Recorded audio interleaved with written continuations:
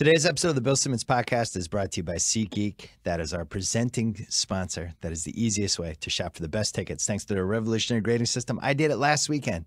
Angels-Red Sox game. Last minute, my buddy Daniel said, hey, let's go to the Angels game. I went on SeatGeek. Unfortunately, I could not get my $10 off baseball tickets the first time I used SeatGeek because I've used SeatGeek before. But it was great, and we ended up 7 rows behind the Red Sox dugout. It all couldn't have worked out better, but if you want $10 off baseball tickets the first time you use SeatGeek, go use promo code BSMLB. Download the SeatGeek app today or go right to SeatGeek.com. We are also brought to you by Talk the Thrones. Oh, yeah. That is our new Game of Thrones post-game show on Twitter. All you have to do is go to our Twitter handle, @Ringer, or you put in hashtag Talk the Thrones. You can listen to Mallory Rubin, Jason Concepcion, the stars of our Binge Mode Game of Thrones podcast, which you should also be subscribing to and downloading. They're doing every Wednesday. They update the latest episode of the feed, Game of Thrones breakdowns. But they're doing this one, Talk the Thrones, with Andy Greenwald and Chris Ryan of The Watch, another one of our podcasts. Sunday nights, right after Game of Thrones ends on HBO. Go to @Ringer. Or go to the Talk the Thrones hashtag, and there you go. They'll break down Game of Thrones for you. Coming up is an interview I taped a couple weeks ago with a very famous actress who turned out to be just as engaging as she is talented. That's coming up right now, but first, our friends from Pearl Jam.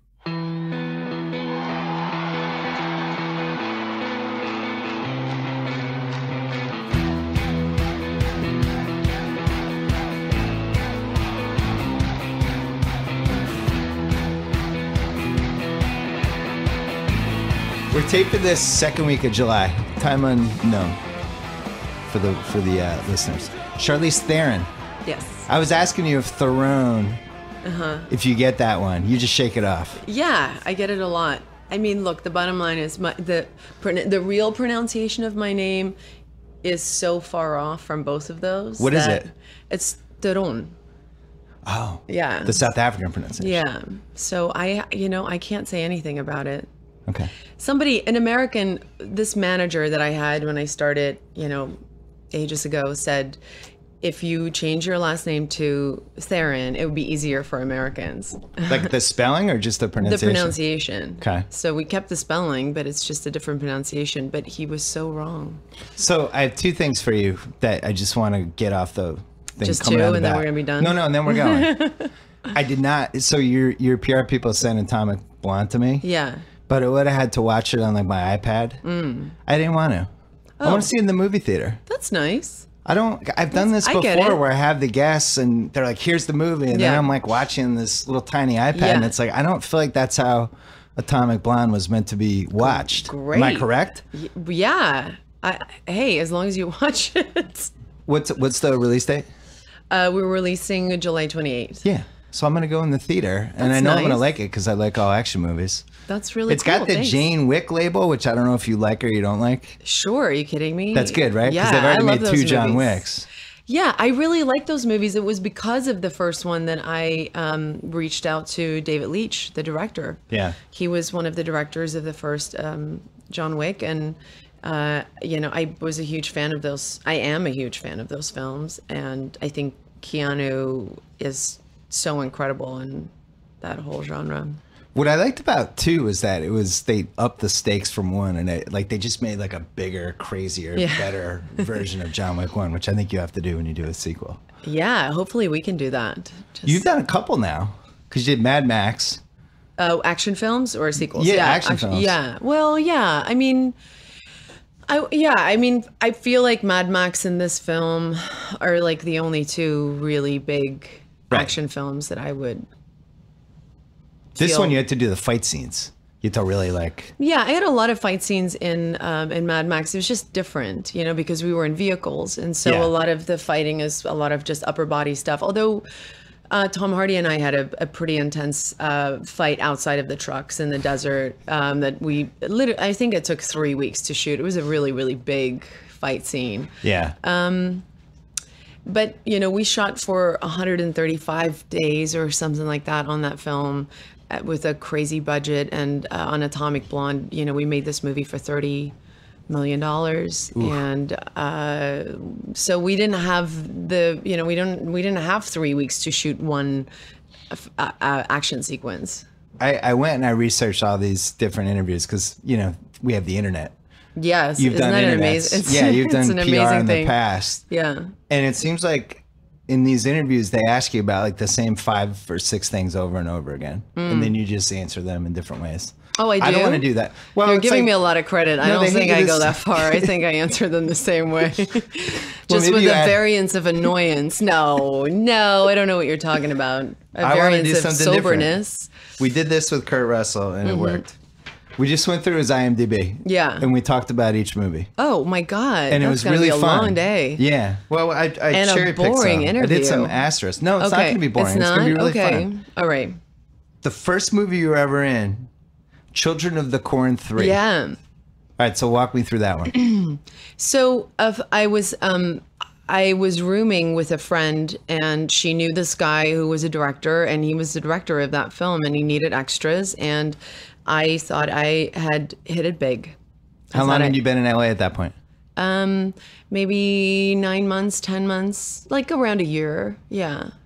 And I just thought that was it. I was done. I was like made. I was so happy. What was the plot of Children of the Corn 3? I think I saw 1 and 2. I don't know. I think I missed 3. A lot of corn involved and children. That's about all I know. And screaming and blood. Leader? Yeah, Malachi. Yeah. That's all I did. I went one night. They said that we had to bring our own clothes, and they were very specific. It had to be black. And I was so excited. I went and bought these a new pair of Pumas. And at the time, I was really poor. So that was really a big spend for me. And then we got there, and they dumped all this fake red blood all over my new Pumas. And I was pretty pissed about that. But then I was like, I made it. So it didn't matter. So you were trying to make it in LA in the mid-'90s, like during the swingers era of... You saw Swingers, right? Yeah, of course. Yeah. That whole was like pre-internet. Everybody just kind of came out here. Nobody knew if they were going to get a job. Nobody had money. Yeah, it was the early 90s. I was here early 94. And I left South Africa when I was 16 and kind of traveled all over the world. And I would get modeling jobs, you know, just to kind of pay the bills. Right. But prior to starting just messing around with the acting thing, I thought I would be a ballerina for the rest of my life. That was kind of my first passion until I realized I couldn't do that anymore. And so then by the time I came out here, it really was because I realized I wanted to try and do something in my life that involved storytelling. Yeah. On some level. And so I knew nothing about acting, but I knew that I liked storytelling. And so I flew out here to really just give it a shot. How many places did you waitress at?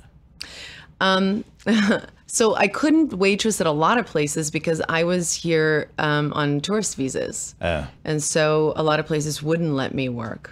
But I worked in LA. I'm surprised to hear that. Yeah, I know they have a real high bar. Yeah. But I worked at a couple. I mean, I worked more in New York, actually. By the time I came out here, I was a little bit more settled and I could financially support myself a little bit too. But I was also, living from hand to mouth. So. Right. All right. 2 Days in the Valley, your first break, 1996. Yeah. So how does that happen? I auditioned for it. It was a weird one because I had met this manager and who told me to change my name. And he... Do you remember what he told you to change your name to? Well, to the pronunciation of what we were just talking about. Like he didn't change like to Sally or something? No, he was like, pronounce it Theron. People will understand Theron. All right. And that was not the case. But he told me about this audition for this film.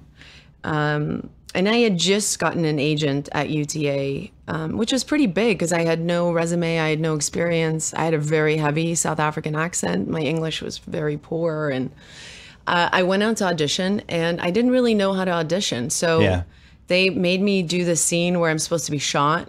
And I brought like a little bottle of ketchup. Like I thought you had to like recreate the whole scene. And so I barged through the door with, ketchup on my shirt and screaming and yelling and trying to really turn a casting room into a mansion where this scene took place. And I think they were just scared that I was maybe going to kill them all. So they gave me the job. Because I don't know if I was necessarily good. Even John Hertzfeldt, who directed that film, was like, years later, he's like, Charlize, you're not good at auditioning, but you're, I think he said something like, you're relentless. Like, you figure out a way to kind of like stay in people's heads. When did you get rid of the accent? Well, I started then. I mean, he was interested in me. The character was always Swedish, so it kind of helped me a little bit. But after that, I would do a lot of auditions, and people would say, well, if she can do an American accent, she could be a contender. And so I realized that I had to. What'd you have to get rid of to make you sound more American? Well, I was raised with Afrikaans as my first language. Yeah. And so I spoke very, very little English. Oh. I had English as a second language, but where I lived, nobody spoke English. So I didn't necessarily have to break something so much. Like I learned English here in America. When you get drunk, does it come back? Yeah, and when I go back to South Africa, it comes back in a heartbeat. Yeah, that's what I'm like with Boston. Oh, really? You get all Bostonian? Yeah, when I got you rid of the Boston accent, but if I get drunk, like I just drop I would the have never R's and the guessed. L's. Yeah. Is it the booze? Yeah. The booze. Yeah. You just kind of forget. Yeah.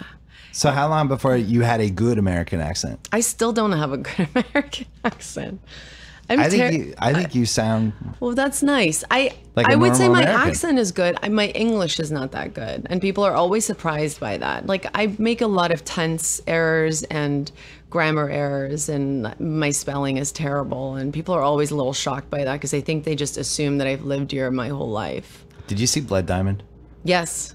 Were you okay with Leo's accent in that movie? Yeah, it's very polarizing. No, it was really good because they made because they made him Rhodesian. Yeah. Yeah, that really helped. Did you go into that thinking Leo's going to screw up the accent? I'm going to be mad about this? It's Leo. I mean, he's so great. Okay. He's really great. And he worked really hard on it. And so I could tell, because I think a lot of people just kind of do this one-dimensional South African thing. And it's what does the one-dimensional sound like? This like over-the-top thing, like I'm from South Africa, hi, brood. It sounds Australian. Oh, really? Well, bit. Look, it's Southern Hemisphere. We're neighbors. It's the same thing. Leo's was good. There was a couple of spots in the movie where he kind of forgot to stick with it. Oh, aren't you the expert all of a sudden? Wow, Bill. I didn't know that. I should have looked you up when I was trying to lose my South African accent. I am the accent. I'm obsessed with movie accents, especially because... Are you really? Well, because there's so many people that do the Boston. No, it's the Boston thing. Oh, the kind of parking lot, huh? Yeah, some people... They go really wide with it, huh? They make the mistake of doing the Kennedy's version of the Boston accent. Oh, yeah, that's and even when it's the good, it accent. sounds wrong, right? Yeah. Damon's the best. To me, Damon in Good Will Hunting, because he's from Massachusetts. But yes, it's easier. That accent is how it should sound. And it's Ben, more not so much? You don't? No, Ben was good too. Oh, okay, but you went with Damon. So Damon, that's an interesting thing. You're revealing so much about yourself. I am a little pro David, I guess. Really? Well, for that movie, I am. Interesting. Yeah, you get to carry that one. All right, we're going to Devil's Advocate. Yeah. What do you want to know? That one? What about it? How did I get the job, or no? What? It's on cable a lot. Oh, it is? I think it's mildly underrated now. Oh. Yeah. It was like the first star. I mean, look, I felt completely out of my league on 2 Days in the Valley with people like Danny Aiello and James Spader, who I just have such admiration for, and Glenn Headley. Just great actors, but that was the first time it was like Al Pacino and Keanu Reeves. So it was just, it didn't feel like it was even plausible. You're like third billing in that movie. Yeah, I mean, it was crazy, and getting the job it wasn't easy. I'm still shocked that I got the job. I still think a mistake was made. It was like a weird moment of 3 actors and all of us kind of screen testing over and over, and when I finally got the call, I had a moment where I was like, what if they dialed the wrong number? Right. Because that could be what it is. Was that your first experience going through the whole, hey, it's the new one. It's this new starlet potentially, and she's going to be on this cover and in this interview and all that stuff? I don't even think people talk that way about me. I felt like, I was swimming in the deep end, and I was just trying to keep my head above water. I knew that I was with Al Pacino and Keanu, and I needed to not drown. I needed to bring my part to the table. So I worked really hard, and I tried my best. Do you rewatch your old movies, or you forget about them? No, I would never pop on a movie of mine. What if it came on? What if you're flicking channels? I force my children to do that. No, yeah, if it came, if I was, surfing and it came on, I would watch a few minutes of it, but I don't think I could do the whole thing. No. Yeah, I don't know how I'd feel because I'm not an actress. Or an actor. Astronaut's Wife. Unless you want to talk about Mighty Joe Young. I'm here to talk about what you want to talk about. Well, you pick. I'm ready to move to The Astronaut's Wife because I thought that was kind of underrated great. too. Yeah, Johnny Depp. Yeah. What'd you learn from Johnny Depp? He's an amazing actor. He was, I think, the first crazy, super intimidating actor that I ever worked with. He's intimidating. Intimidating because he's such a good actor, or there's something intimidating about him personally? Yes, he's a great actor, and he's got tremendous talent. But he comes to work with this presence, this thing that's very Johnny Depp-ish, and it's intimidating. And if you just veer on the other side of, being in his good graces, it's not pretty. So it was intimidating. Nothing happened, but when you work on a film, I think people don't realize it's like any kind of work environment. After day 30 or 40, it can get, you're sleep deprived and all of this stuff I think we had one moment with one scene, and he wasn't very happy with, how I kind of saw it, and yeah, he did this thing that was very intimidating, where he just kind of he didn't scream, he didn't yell or anything. He just is not cool, I don't even know you kind of thing. I was like, oh God, all right. But then you go to work and he's he's one of the top 10 actors in the world. So I felt really privileged to be able to make that movie with him. When you're in a movie with Johnny Depp, especially when you're younger and you haven't totally established the gravitas yet, do you feel like you have to go get lunch with him or feel him out, or is it just you show up on the set and you go? The director took me to meet him. He was working on something, I forget what it was, and I think we did have lunch in his trailer, and he was super lovely and super warm. He's a very warm guy. He's very, very warm. And I think a lot of him turning is actually because he is so warm. Yeah. And I think he's super sensitive. I think when he feels like somebody's wronging him, he takes it very seriously. But we didn't, you don't get to hang out that much. I think people think that we're we're not like bands on the road, or what I imagine that lifestyle would be, where you hang out a lot. You work long hours, and you sometimes work 6-day weeks, and it's not a lot. You don't have a lot of, or I can't do it. I don't have the stamina for it. It's got to be more fun now that there's the internet. When you're stuck in a trailer for 6 hours, what'd you do in 1999? You're reading magazines and books and. What did I do in 99? Can't even imagine. I love to play backgammon. I'm an obsessive backgammon player. Oh my God. Yeah. I would have rather done that than the podcast. I love backgammon. Oh, Nobody knows really? how to play backgammon. Oh, I'm a Do you play for money though? Yeah. Oh, that's the only way to do it. See, I have a gambling problem, so that's why I love when I backgammon. say I play for money, Toby Maguire might disagree with you, because I played him once, and he was like, "This is for 15 grand," and I was like, "Yeah, this is for 15 grand," and then I lost, and I was like, "This is not for 15 grand. This is for $5." And I think he's still upset with me over that, so I shouldn't say that. But I love playing backgammon, and I've spent many movies finding one person on the set that I can just obsessively sit on a set and play backgammon with. Do you play online? No, yeah, I do. I have just on your computer. Yeah, I play every night before I fall asleep. Wow. I didn't never meet anyone who likes backgammon. The Dublin cube is the key to the gambling. Yeah, the Dublin cube becomes the hammer. Because that's when you know you're playing. Yeah, that's when you know. By the way, I was in Greece last summer, and I went to town because you're in the hood of the game. So every bartender, every restaurant I went to, it got crazy to the point where I beat this guy one night so badly that he was just demoralized, and he came to find me at the hotel that I was staying at to play me again. And then he beat me, and it was God, I should have just left it alone. I was like I just couldn't stop. It kept going, and then he just beat me horribly. But he found me and wanted to have a rematch. This sounds like the sports movie that you need to make. Yeah, right? Yeah, you're backgammon, you used to be the best. Something happened. There a little you had like a drinking involved. problem or something, and then you got your act together. That is what it was. I think I was a little wasted. Backgammon's the best. Quick break to talk about our friends at Bowl and Branch. What's worse than having lousy sheets? I can't think of anything. I mean, there's probably worse things, but it's way, way up there. I remember being in college trying to prolong the same set of sheets for weeks because I hated doing laundry. I have nightmares about it. I may or may not have family members who have had bed bugs recently, maybe even somebody producing this podcast. But guess what? Great sleep starts with the right clean sheets, and they're more affordable than ever. With Bowl and Branch, they make the most comfortable sheets you'll ever sleep on. Fall asleep faster, sleep deeper, wake up ready to kick some ass. Each sheet crafted from 100% organic cotton. They feel incredible. They look amazing. Half the price, twice the quality, no expensive retail markup. Anyone who sleeps on Bowl and Branch sheets love them. Just go look up the thousands of 5-star reviews. Go to bowlandbranch.com today. You'll get $50 off your first set of sheets, plus free shipping when you use the promo code BS. Try them for 30 days or 30 nights. And if you're not impressed, return them for a full refund. Let's try 30 nights for that one. $50 off plus free shipping right now at BOLL and branch.com. Check that out.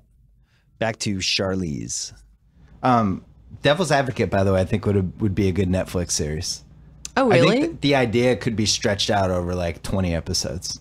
The Wow. guy, the astronaut, something happens, he comes back, something's not totally right. Oh, you mean the astronaut's wife, not the devil's... The astronaut's wife. Yeah, that's what I meant. Sorry. I was a devil's advocate. Yeah, Well, yeah. well, yeah, the devil story can be a lot. When we edit this, it's going to be double like the astronaut's wife. You're going to make yourself look really good. I think it could have been like a really 25-episode series, though. Oh, thank you. Cider House Rules? Yeah. What? Well, 2000. Yeah, 2000. What was going on? I auditioned for the Cider House Rules with Toby, and I was a huge fan of Lasse Hallström. I think he's an incredible filmmaker, and I really wanted to work with him. And I love that book. I love John Irving, and Yeah. so I felt very lucky to get that role. You know, I was working at the time, kind of back to back on that film and a film. I think before that I did a film called The Yards, and so they were both Miramax films, and I was kind of like going back to back on these two films, and I felt I loved where I was in my life. It was like I was working on things that I really wanted to work on, and I felt super satisfied in my life creatively. It was a good time for me. Well, it sounds like you were, because all of a sudden you're talking about what filmmakers you want to work with. Yeah, like 5 years ago, and it for a was, job. that's a great luxury to have at that age, and I don't take that for granted at all. So is that when Toby kicked your ass in backgammon? I think it was after, actually. Yeah, it was like at a beach house. Like we have a lot of mutual friends, and I think it was actually after that movie. That's like one of the 7 rules of living in Los Angeles. It's like, don't go on the street. If you're at a poker table with Tobey Maguire, get up and leave. Yeah, well, everyone's like, just stay. Don't gamble with Tobey Maguire ever. I broke every rule. I think I was the one in the wrong with that situation. I think he had every right to be pissed at me.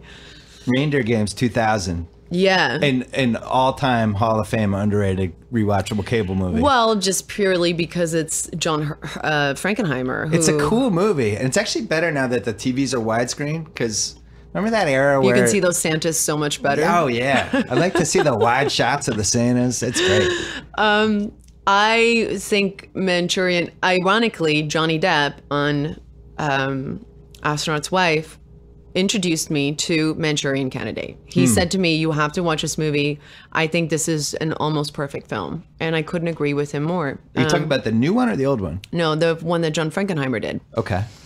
And Johnny Depp thought that was an almost perfect movie? Yeah, and That's I think so he's Johnny right. Depp. It's a really great film. It's a really great film. And then I started watching other films of his, like Seconds, and Yeah.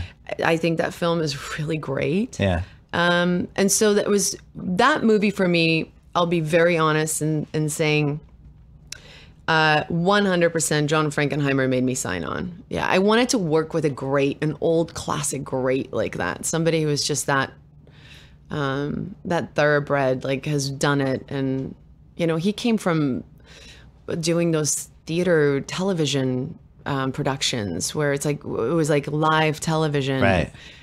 I don't know. I was fascinated by him. You caught Affleck at an interesting time in his career. It's like 3 years after Good Will Hunting. He's making a ton of money doing movies. He was so sweet. I fell in love with him on that movie. He couldn't have been nicer. Yeah. I got to tell you, Matt and Ben are two of my favorite guys I have ever been around. Just it's a big day for Boston right here. Yeah, I'm telling you, it's something in the water. Something in the water. Nice people. Yeah, just really solid. Salt of the earth, great sense of humor. They don't take themselves too seriously. Sly Stallone doesn't like them. That's the only person I found out. Wait, how? There what? was some sort of Golden Globes table imbroglio during the year when so much. I know. Well, I like to make sure my Boston guys are all right. So what happened? Sly showed up at the Globes.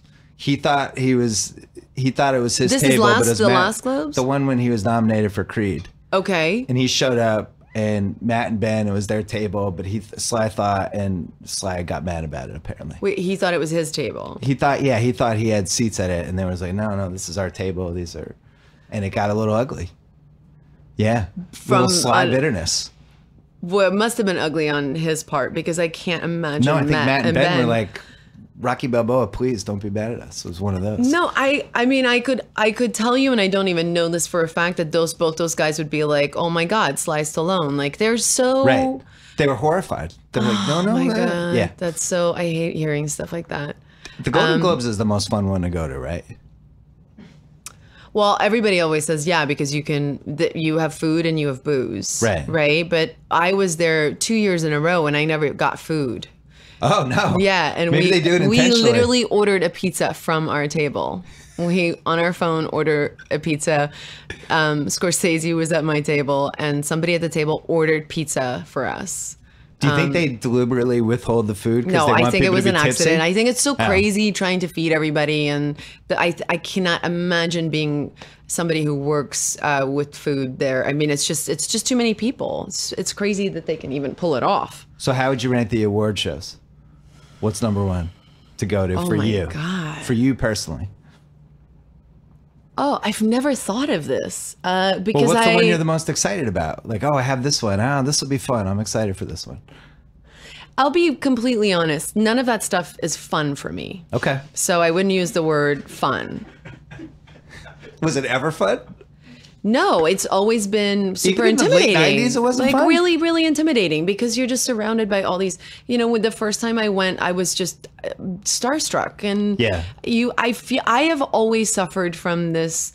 I'm in somehow I got invited and I'm not really invited. Like I've always think a mistake was made and I'm not supposed to be there. And you didn't think that after you won the Oscar though. Then you're in I got nominated a year or 2 years afterwards, and I was like, this has got to be a mistake. Like I am always a little bit, So whenever I'm in those rooms, I feel like I don't have the funniest joke, and here's my problem. I do like to have a cocktail, and then I say very inappropriate things. And I don't mean to say inappropriate things. We should have given you booze for this. Yeah. I didn't realize. I'm going to backgammon and booze ready to roll. You think this is a Starbucks tea? Yeah, I should have known. So I always kind of go home and I go, God, did I really say that to Glenn Close? Right. But I guess that makes it fun. I find myself at dinner tables with really, really good friends who've been around in my life for 20 years. And we always laugh about those things. Like, one of them will always be like, I can't believe you said that. And I don't, I guess it's just, some kind of a default button. But Do you like the red carpet culture? You must, I would imagine it's a lot of pressure all from of it, that. Yeah. It's not pressure. It's just, I guess... I don't ever call making films work because I love it. I really, really love it. I don't know. When I do believe that there is some real value in finding something and it's such a it's one of the greatest gifts that I think you can have in your life, to do something that doesn't feel like work. And I feel like my job is that. But that stuff to me feels like work. Yeah. Getting ready for a red carpet, it's like sometimes when you get ready for a party, like getting ready for it is almost more fun than actually going to the party. Have you ever experienced that? No? You don't know what I'm talking about. I don't know. When you're trying your Dior dress on. I hate getting ready. So I'm with you. I would hate being a famous person having to go to this stuff. And the thing with red carpets is just so, there's nothing normal or natural about it for me. You know, to have that much attention and cameras it's just weird. It's weird. And I break out in hives and I get all red and blotchy. And when you're at like the parties after, do guys come up to you or they just stay away? They're afraid. Like, do you get hit on by actors or whoever or Hollywood people, or are they just like, I'm not even going near her? Listen, I don't even know when people are hitting on me, so I can't even answer that. I'm so freaking clueless. It's the truth. I'm absolutely clueless. So I don't know. I mean, I'm super social with a lot of people and friendly with a lot of people. And I find that there's a lot of friendly, really lovely people in my industry. So, but I don't think. So like when that guy circled back to play backgammon with you again. No. He might have been hitting on you. No. He was not. That was not. Do you guys think happen. that was a possible hitting situation? No? That was not going to happen. He just wanted to win. Right. He He's needed a competitor. it was his masculinity was shot. The yards, we can skip over that one or no? Mm-hmm. We talked about that, didn't we? A little bit, Legend and Bagger Vance. Love Matt. There you go. Love Matt. Yeah, we're skipping over that one. But poor Matt had to learn how to play golf in like 3 weeks. Matt and all the golf nerds were like, what the hell? That's not a real golf swing. Matt had like constant bruised ribs. Yeah. I think he fractured ribs. I think he did. Yeah, from hitting the club into the ground, which you know is a horrible thing to do. You play, right? I used to. You don't play anymore? I play on Mother's Day because my mom's a golfer. I play with her on one day a year. Then backgammon in the clubhouse after? Yeah, that's my thing.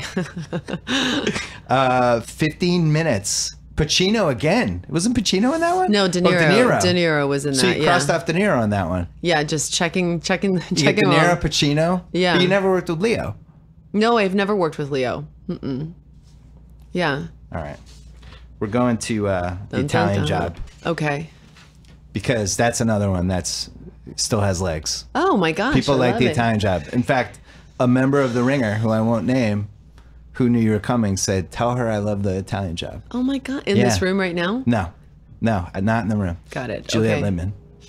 Yeah, love the Italian Job. Wow, that's really nice. It's a good one. So that was Wahlberg. Amazing guy. Again, Boston, right? He's Boston. Yeah, it's just such a great, solid human being. So at this point, you have like 7 years of either doing action movies or like low key movies, but you never did like the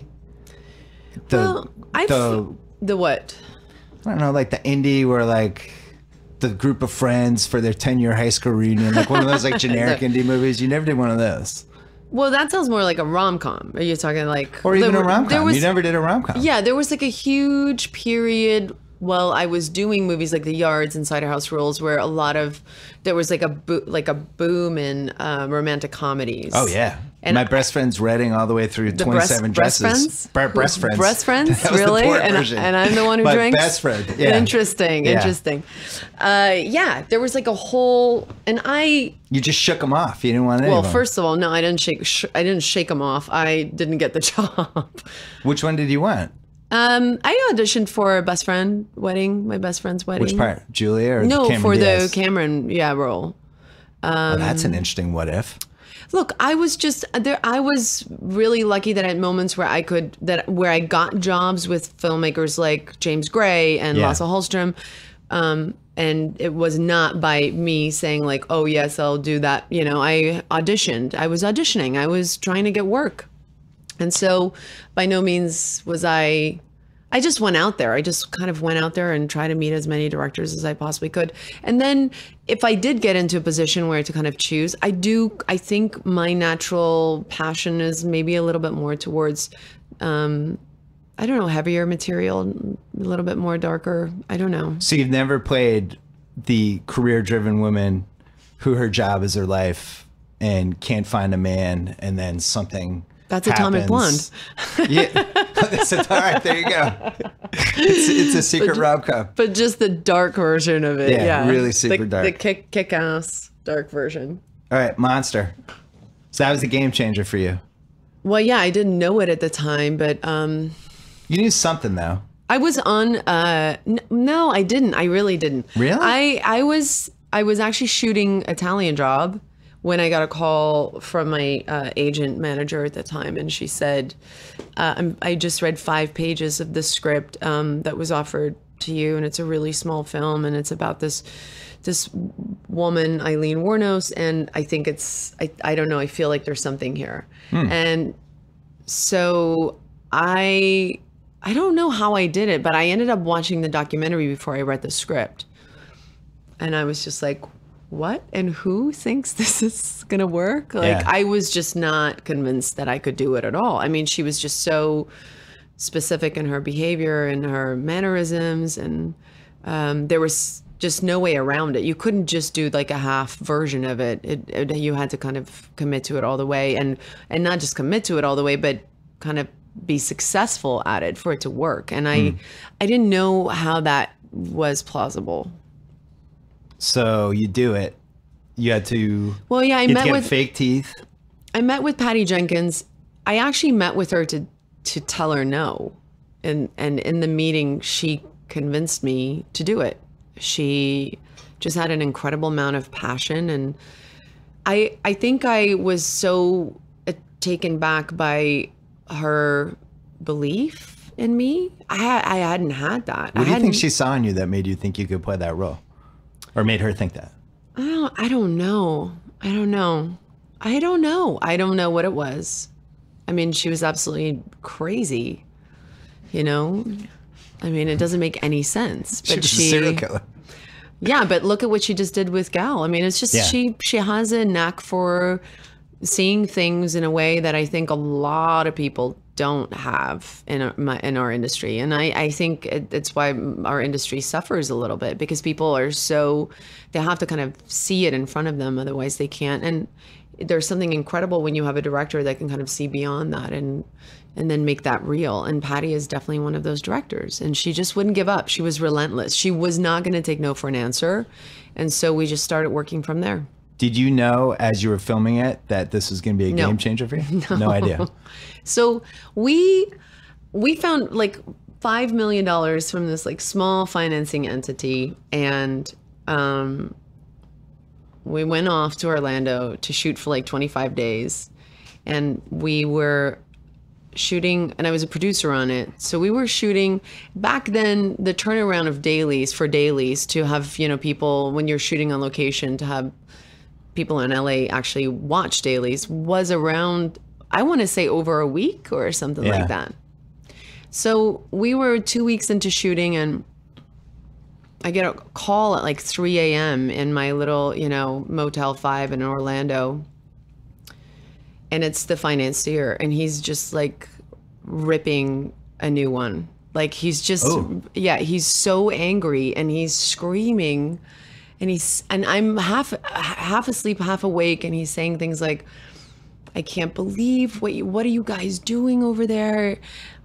Did you see what you look like? And this is never gonna work. You never smile once in any of these dailies. You're so angry. And he was really, really angry. And he shook me. I kind of hung up the phone, and I didn't fight back or anything like that. I had this real dark moment of doubt where I thought maybe he's right. And I woke Patty up, and I said, I just had a call from Mark, and I'm super freaked out. And she was unbelievable. Just so, she's like, don't pick up the phone again. Don't talk to him.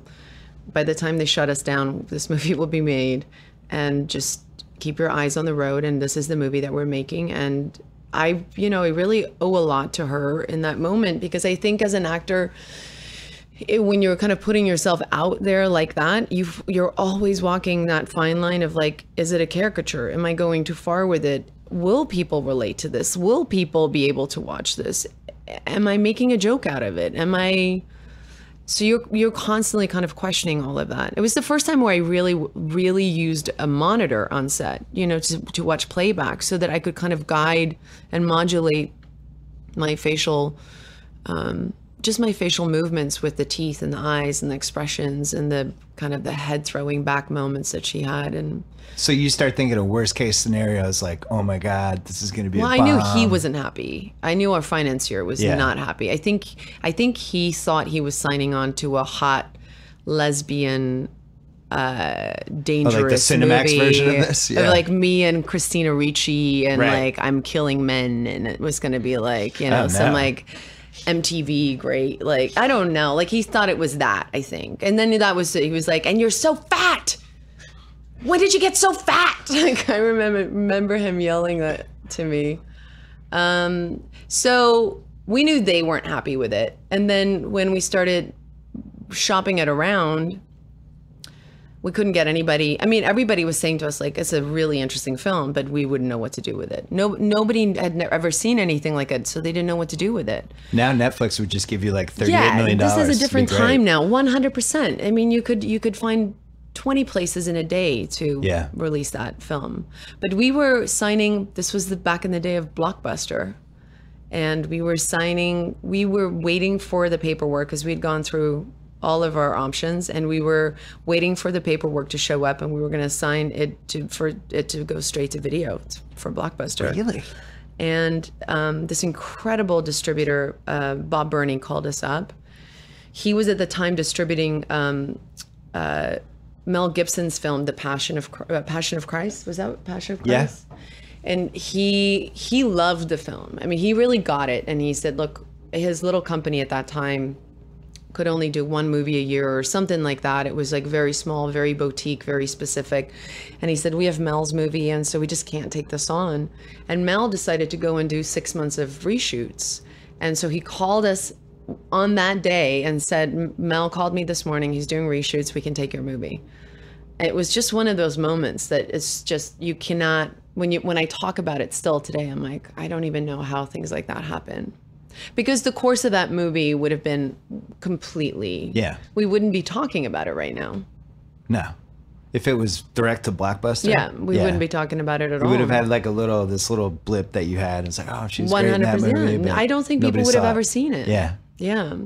Maybe would have had a cable run on Bravo and like 2 years later or something. I'm super grateful to Mel and to Bob Burney. When did you become, was there a point when, I don't even remember, it was so long ago, was there a point when you became like the Oscar favorite? Was there a point where you're like, holy shit, I got to write a speech. I might actually win this. Oh my God, no. I could never do that. So you winged it? Yeah, did you not see me? I don't remember. It was 14 years ago. I remember watching when it happened. Okay, I'll give it to you. It was a long time ago. But yeah, no, I was a sobbing mess. I was like, and my mom and I was horrible. I was just there was nothing articulate about me or anything. No, because people did get a little, I remember doing Patty and I won the Independent Spirit Awards for producing and for me as an actor, and people started saying things like, she's a sure in, and she's going to win it. And I actually got on a plane and with my boyfriend at the time, flew to Brazil, to this like tiny little fisherman's village, and ended up staying there for 2 weeks.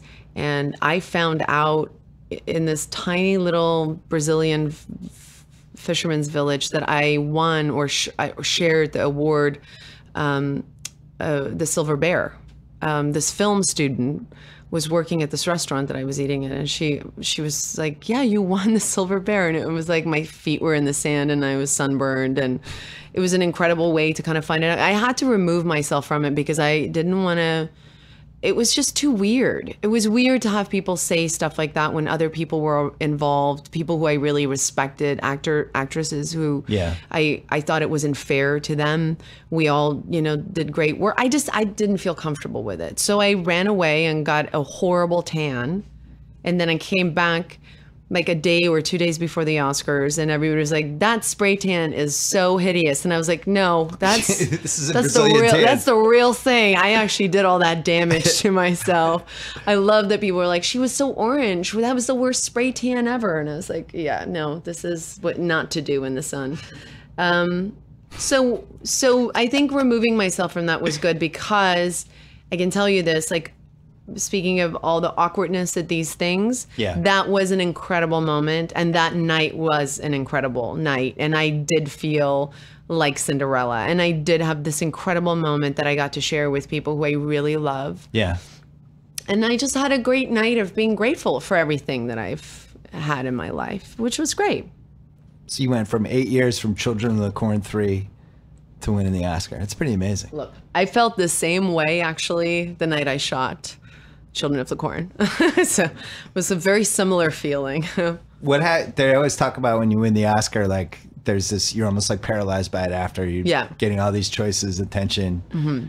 And it's almost like you're at an all-you-can-eat buffet for roles. Did you feel that? There's a lot of noise, for sure. There's a lot of noise and a lot of opinions and people thinking, you know, they know what you should do. And and it did freak me out for a little bit. And I do think it affected me. I think I made choices that I shouldn't, that I wasn't fully in control of. And like choices you overthought, or? Yeah, and things that I still, when I look back, I'm like, I didn't feel 100% about them.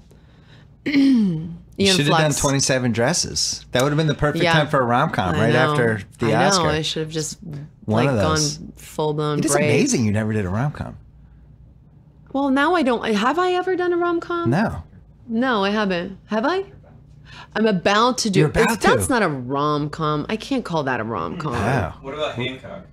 Is that a rom-com? That's an action movie. That's an action movie, right? I don't know. So with a touch of rom-com. Yeah, I don't know. Have I? I don't know. Yeah, I don't see one. One more break to talk about our longtime buddies at Simply Safe getting a good night's sleep. Easier said than done, especially when you think you heard a noise downstairs. What do you do in that situation? I look at my wife and tell her to go downstairs. But other people, what do? You turn on the lights, you check your kids' beds, you sleep with one eye open, or rest easy, knowing that your home and your family are protected with Simply Safe. Install Simply Safe's home security system. You're arming your home with powerful sensors that actually tell you if a door opens or if one of the window breaks.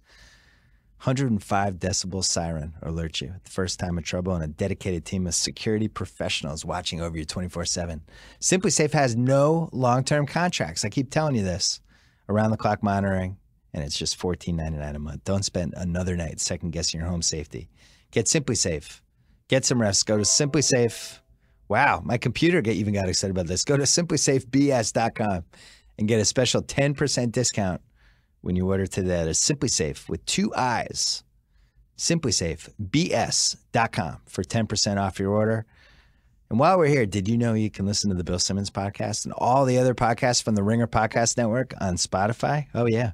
The streaming service you know and love for music, also fully loaded with podcasts. Find us in the podcast section within the Browse tab when you're using Spotify on mobile, or just by searching for the Bill Simmons podcast or any of the other Ringer podcasts. Head to spotify.com/podcast for more. That is spotify.com/podcast. All right. Back to one of the only Oscar winners I've ever had on my podcast. Maybe the only Oscar winner. Here we go. Oh, I had North Country. Mm-hmm. Yeah. It was actually a really good movie. And thank you. And I don't know, it was in that mid-2000s where there was just a lot of really well done, kind of low-key movies, and it was just in the middle of those. Yeah, it was a Warner Brothers film, and Michael Seitzman adapted the book. He is a huge writer. He's an incredibly well-known writer. And I think Warner Brothers really put a lot behind it, and they really wanted to kind of tell that kind of female story. And the fact that it was a true story, I think, really kind of made it, get the kind of attention that it did. It's a good one. I watched it with my daughter. Thank you. Yeah. I love Nikki Caro, who directed it, and she did Whale Rider, who the actress of that was nominated with me when I won for Monster. And so I really wanted to work with her.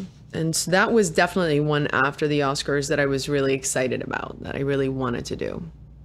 Aeon Flex, is that how you pronounce it? Yeah, that was the that one that you I, have regrets about. Yeah, definitely. That was like the action movie that just didn't come together. I could never really wrap my head around the world. I never really, you have to kind of be able to see it to do it. And I never really could. But Karan Kusama at the time made a film that I really liked, Girl Fight.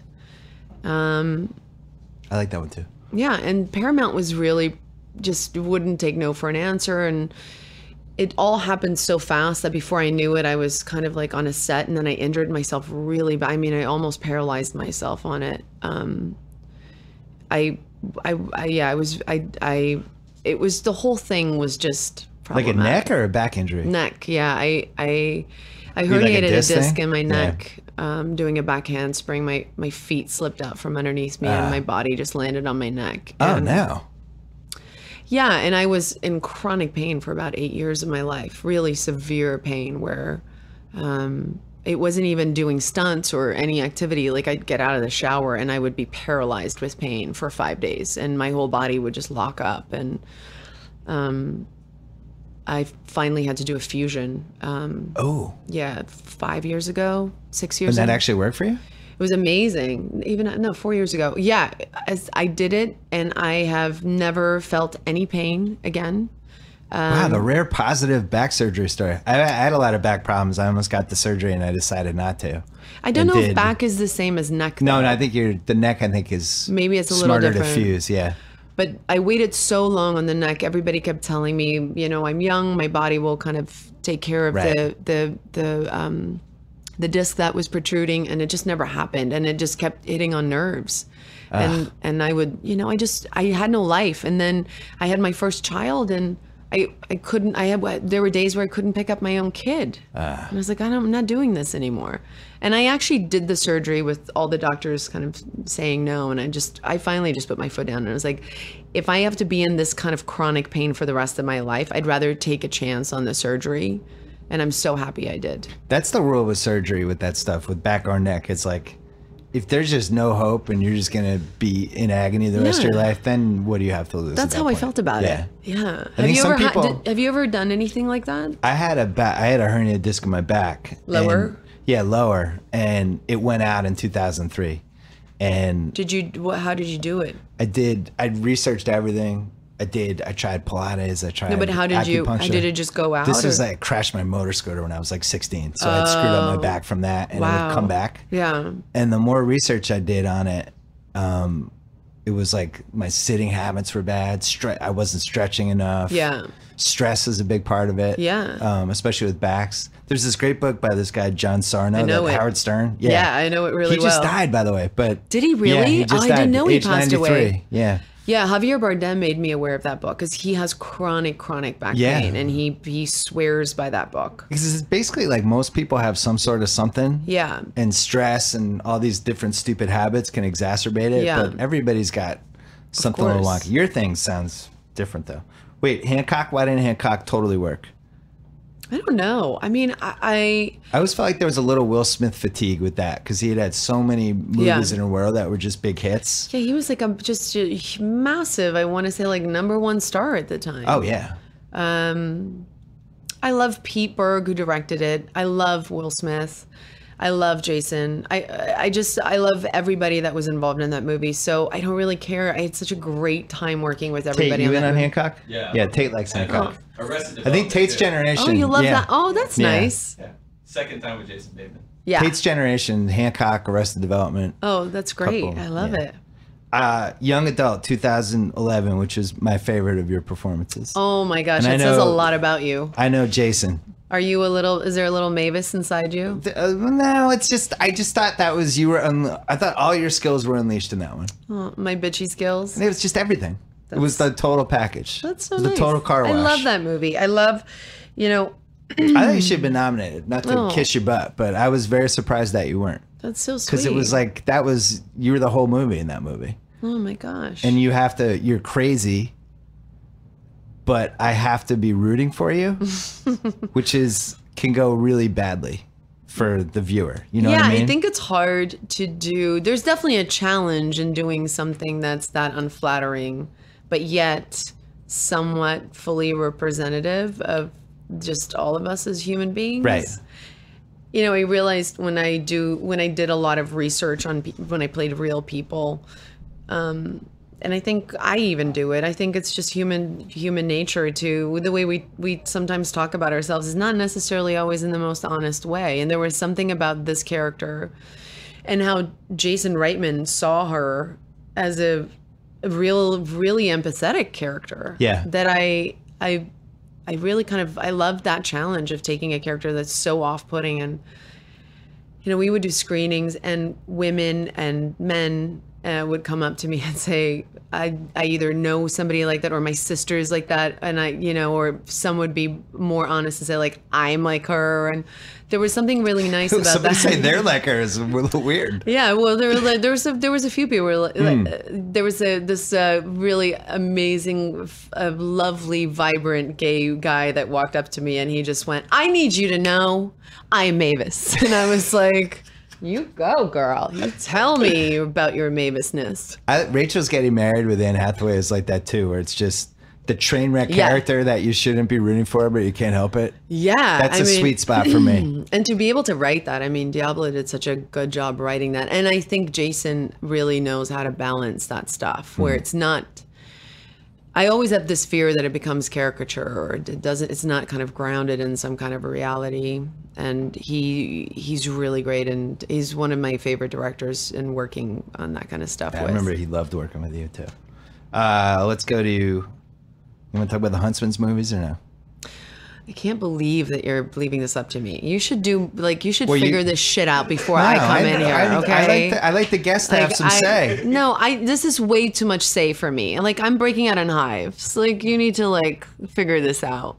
Seriously, figure it out. Come back to me. I'm going to skip whenever those. You're ready. Let's talk about A Million Ways to Die in the West. Yes. What are we saying? What are we talking about? Help me out here. Come on, Bill. That one. Yes.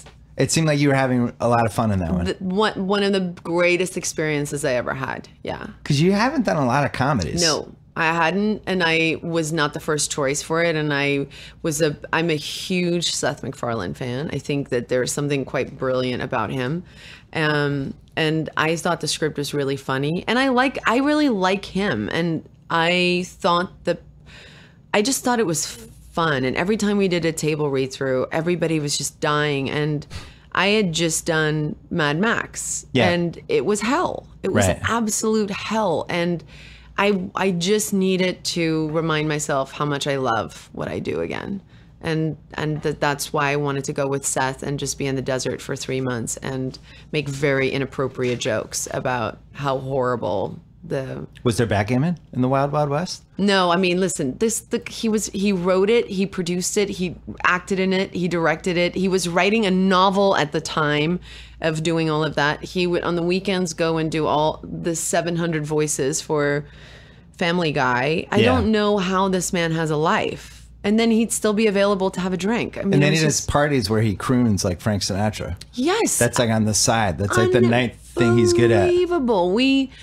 He's been so incredibly kind and supportive of my program that I have in South Africa. Yeah. South Africa, Charlize Theron Africa Outreach Project, where we work with adolescents in preventing HIV and AIDS. And he hosts a fundraiser for us for the last 2 years at his house. And dresses in a tuxedo and flies out his band and entertains all of the guests. I mean, it's just, he's ridiculously generous and lovely. Mad Max we talked about. Yeah. Fast 8 we did not talk about. One of my favorite franchises. Yeah. That's why I had Kurt Russell on. I had Neil Moritz who produced all of them. Yeah. And how many days did you film for that movie? Be honest. Was that like an 8-day? You're just in it because you were basically in the same room for most of the movie. It was a little more. I think it was 12 or 13 days. I think it was 12 in Atlanta and 1 in Cuba. Is that did you like the franchise or was that like a strategic move? Okay. You like I like the franchise. I didn't chase it. Universal came to me and said, "Would you ever?" Years ago. And at the time, I had I had a baby and I was working a lot, and at the time I said probably not. And I think they wanted to write this character in on 8, and that just wasn't the right movie to do it. You know, Yeah. that movie had to end the way it did for very obvious reasons, and so it changed their whole plan. And so when was that? No, wait, on 7. Yeah, On 7, I know sorry. Paul Walker. And then on 8, they called me again and said, look, like, you know, we really want to do this. And it was just a different time in my life. And Do you feel bad about what you did to Dom? Or what did no? I do to him? That you ruined. Dom was all about family, and you basically made him choose. But isn't that fun? Between his own, Isn't I that don't know. I fun took to it personally. watch? I mean, how much of his family business can we still watch? Like, it's good. I thought it was so good that they kind of shook that up, and like even he would say that, you know. And I think everybody involved in the movie, and that's why they did it. It's you can't. You have to shake it up. It was a good gimmick, but it still hurt my feelings. I really That's felt like why Dom it's cared about good. everyone. It's good because we got an emotion out of you, Bill, I know. and that means we did our job. Everyone made up at the end. Did your character survive or not? I don't know. Oh, look at you. I Yeah, know. I don't remember seeing you die in Fast 8. Can you survive jumping out of a plane like that? I don't know. You tell me. Can you? They brought people back before that we thought was I know, like Kurt but Russell I in just, Fast 7 was supposed to be dead. That is true.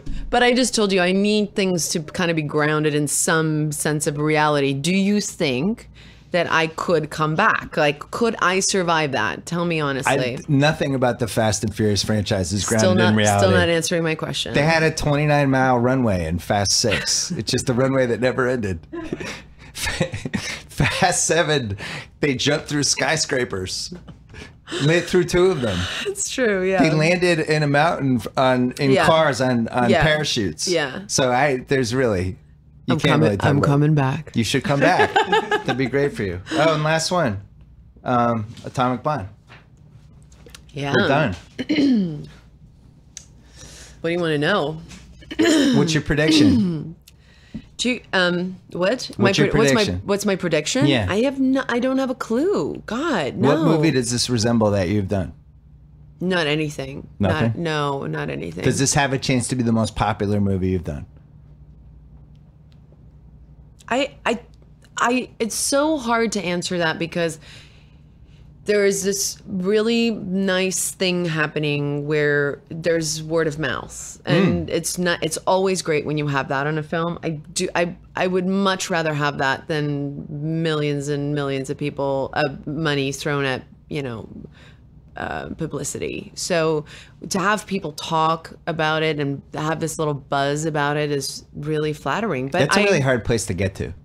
Yeah, it's very hard to get to that place. We had that with ESPN when we did 30 for 30 because they didn't promote it. Yeah. And the word of mouth was what made That's people the almost thing. think it was better than it was. Yeah, I think most of my films that did well because of that. So, but again, I can't. I think the biggest mistake you can make is to kind of put yourself in this place of certain expectation, and I don't ever want to do that. So you're gonna do some press, but not a shitload. No, we're doing. I mean, I'm doing what makes sense to me. You know, I'm doing stuff that feels. I'm also. I'll tell you this. Like, putting the movie aside, like, for me, press. I've had a real issue with press, just in the sense that I don't. You know, and I drive my publicist crazy because I just question everything. I don't know. I'm a private person. I'm not a secretive person, but I am a private person. And other than podcasts, it's really hard to kind of have you as a person kind of come across, you know? And I just got tired of sitting down for interviews and having some writer just, you know, write whatever they wanted to write. And I think those writers are the worst. I'm a writer. the worst. Yeah. There's a sense of irony that gets lost. I agree. Especially with me. And I think with women in general, there's irony. Like, for some reason with men, it's a little bit more forgiving. Like, if a writer takes, you know, their own idea of what the interview was. I don't know why, but I feel like with women, it's so, God, unforgiving. Like, and the biggest thing that always gets lost is irony, is that you can have, like, and context, like, that you're, you know, like, that we're living in a day where people say one thing and that's the thing that you see on 70 I They don't tweet it out in 140 characters. The Yeah. one sentence. Yeah, and it's like it doesn't even make sense unless you read the whole thing, Yeah. you know, and nobody does that these days anymore. So I think for me, it's just press have become something that I feel comfortable with, that I feel is representative, where I can go and really like be me. And if if I'm an idiot, then I'm an idiot and I take ownership of that. And if I'm, incredibly funny, I take ownership of that. That was such a dick thing to say. Well, you made the room laugh a couple times. I pay them really well to laugh. Trust me. How old are your kids now? 2 and 5. Yeah. Mine are 12 and 9. So 2 and 5, it's rough. That you don't really Tell see me light about at, it. you don't see light at the end of the tunnel until they turn 6. Really? Because Oh, 6, you God, can I just hope give that's them it. an iPad or something, and they can at least occupy themselves for a half hour. I feel like I have 13-year-olds though. That's But the- my problem. Like I have a 5-year-old, but I feel like I have a 13-year-old. Can the 5-year-old occupy them? Him or Yeah, her? but it's just a lot of sass, man. You're getting sass I'm already getting at sass 5? at 5.5. Really? I'm getting a whole truckload of sass. Yeah. My daughter is now 12 and was 11 and a half when the sass really. Really? Yeah, but Now see, it's I was just an eye expecting that roll. age. Now it's a lot, so much eye rolling and exasperation. It's like, I used to be your hero. What happened? I was your favorite person. Now you're frustrated by me? That's amazing. It really hurts my feelings. That's funny. And yeah. I know it's not going to change. Yeah. I'm really torn up about it. At least I There's- have my son. Sons are dumb, happy, and loyal. They're just dumb and happy. So many moms tell me that. They're like, Yeah. you just put them down and put. But look, I don't know about that, but I love that they just have they have no time for you. Like they're No. just like, you're just annoying me right now. Right. Like I had this moment the other day in the car where I I just want my kids to really know that they can be anything that they want. Yeah. But I have maybe become that parent that says it too much, and we were in the car and the one was asking about something and I can a girl do this or something? And I said, a girl can do anything. Like, I want you to know that a girl can do anything. And a lot of times girls can do it better than boys. And I want you to know that that means you can do anything. Like, it doesn't mean because you're a boy or a girl. And I'm like doing this big spiel. Then I'm imagining in my head, the scene is playing out, they're 30 and married and they've kids and they're telling their kids this story of how great I was in that moment in the car when I just went off and you told changed them their that lives. they could do it. Yes. Yeah. And my eldest just goes, "Oh, I know, Mom." I mean, just And that was it. no, Just yeah, cut just you like down. done. Like, Yeah. Mom, I can't. I'm like, all right, okay. This was fun. Thank you. Good Thank luck with you. your movie. Thank you very much. I think, Thanks. did that go 5 minutes too long? I think you All right, good. Okay. That was awesome. Thank you. 201. All right, great. Good luck with the movie. Thank you so much. Hey, thanks so much to Hotel Tonight, the app that helps you find amazing hotel deals at the last minute up to 7 days in advance. Perfect for a spontaneous getaway or indulging in a little staycation. Booking on Hotel Tonight gives you the freedom and flexibility to play things by ear while knowing you'll score a great price and a great place to stay. Get in on these killer last minute deals. Download the Hotel Tonight app now. I think we're up to 8 Ringer staffers who have used the Hotel Tonight app. So check it out. Also, thanks to Simply Safe, getting a good night's sleep, easier said than done. Install Simply Safe's home security system. Arm your home with powerful sensors that actually tell you if a door opens or a window breaks. Don't spend another night second guessing your home safety. Come on. Go to simplysafebs.com.